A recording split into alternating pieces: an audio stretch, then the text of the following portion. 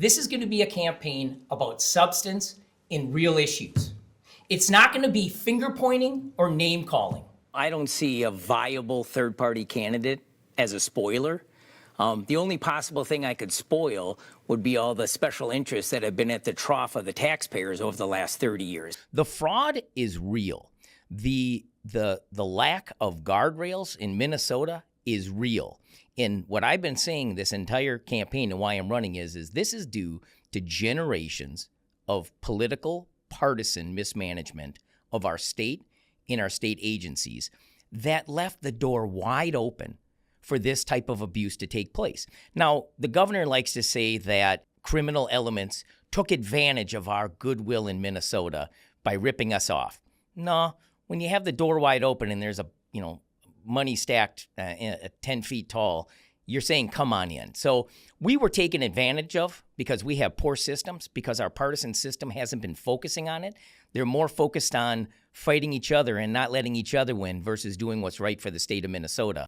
But right now, I don't want to point fingers because everyone else is. And what I'm trying to do is de-escalate the situation we're in. Because we have schools closed, we have businesses closed, we have people not being able to buy groceries.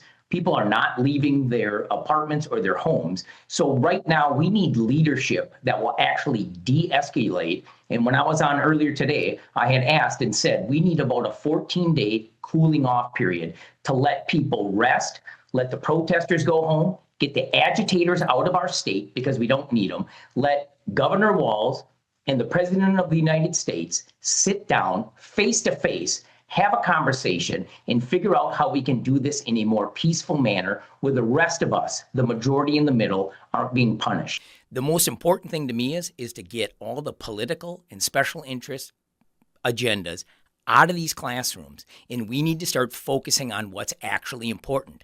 Now, that is not actually moving heaven and earth, because this is an 80% deal. You talk to everyone in Minnesota, and everyone across the board agrees our schools are not doing what they're supposed to be doing, and we have these, whether they're funded or unfunded mandates, that are destroying and putting so much pressure on these school districts, whether it's a time commitment pressure or a financial pressure. I'm Mike Newcome, and I'm running for governor for all Minnesotans because we deserve better.